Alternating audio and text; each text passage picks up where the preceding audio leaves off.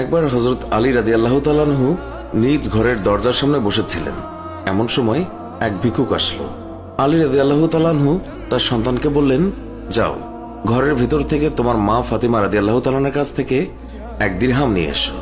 ঘরের ভিতর থেকে ফাতিমা খবর পাঠালেন যে ঘরে মাত্র 4টি দিরহাম আছে, ইফতার এবং বাচ্চাদের খাবারের জন্য। এই কথা শুনে হযরত আলী বললেন, বাহ, তোমার দেখি দিরহামের প্রতি ভালোবাসা আছে, যাও গিয়ে সব দিরহাম নিয়ে আসো।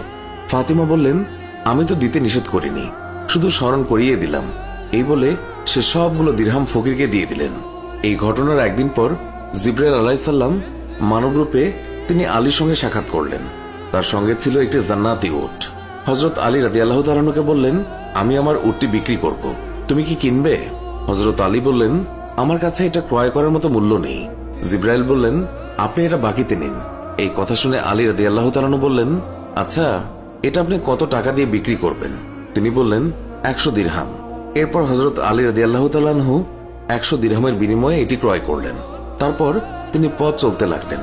এর কিছুক্ষণ পর বেদুইন রূপে হযরত মিকাইল আলাইহিস সালাম তার সঙ্গে দেখা করলেন এবং জিজ্ঞাসা করলেন, আপনি এই উটটি বিক্রি করবেন? আলী বললেন, হ্যাঁ। বেদুইন জিজ্ঞাসা করলেন, কত টাকা দিয়ে কিনেছিলেন? আলী রাদিয়াল্লাহু তাআলা আনহু বললেন, 100 দিরহামে কিনেছি। বেদুইন বললেন, আমি 60 দিরহাম লাভে তা ক্রয় করব। হযরত আলী রাদিয়াল্লাহু তাআলা আনহু তখন 160 দিরহামে উটটি বিক্রি করলেন।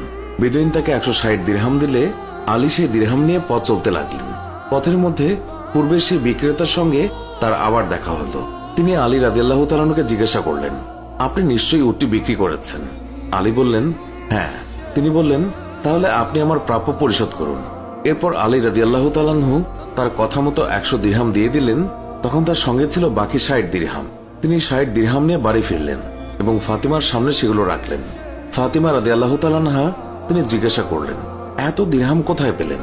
তখন আলী রাদিয়াল্লাহু তাআলা আনহু বললেন, আল্লাহর সঙ্গে 6 দিরহাম দিয়ে ব্যবসা করেছি, তিনি আমাকে 60 দিরহাম দিয়েছেন। তারপর সে হযরত সাল্লাল্লাহু আলাইহি ওয়াসাল্লামের কাছে গিয়ে সব ঘটনা খুলে বলেন। তখন সাল্লাল্লাহু আলাইহি ওয়াসাল্লাম বলেন, তুমি কি জানো যে সেই পথের প্রথম ব্যক্তি ছিল জিবরাইল আলাইহিস সালাম আর ক্রেতা ছিলেন মিকাইল আলাইহিস সালাম? এরপর তিনি বললেন, শোনো হে আলী, আল্লাহ পাক তোমাকে এমন 3 রত্ন দান করেছেন যার তিনি কাউকে দান করেননি। তোমার স্ত্রী জান্নাতের রমণীদের সর্দারনি, তোমার পুত্রদ্বয় জান্নাতের যুবকদের নেতা, আর তোমার শ্বশুর নবীদের সর্দার। সুতরাং আল্লাহর এই দানের জন্য তার কৃতজ্ঞতা করো এবং সেই সব নিয়ামতের ব্যাপারে তার প্রশংসা করো যা তোমাকে দিয়েছে। বন্ধুরা, এই ঘটনা থেকে শিক্ষণীয় হচ্ছে, দান করা অতি উত্তম, অতি মর্যাদাপূর্ণ নেক আমল। আল্লাহ দানকারীকে দুনিয়াতে 10 গুণ বাড়িয়ে দেন। তবে দান হতে হবে আল্লাহর সন্তুষ্টির জন্য এবং হালাল সম্পদ দ্বারা। দান করে খোটা দানকারীর জন্য রয়েছে আযাব। সুপ্রিয় বন্ধুরা, আজকের ভিডিও এই পর্যন্তই। আমাদের এই ভিডিও সম্পর্কে মন্তব্য জানাতে কমেন্ট করুন। ভিডিওটি ভালো লাগলে লাইক দিন, শেয়ার করুন। আমাদের অন্য ভিডিওগুলোও দেখুন।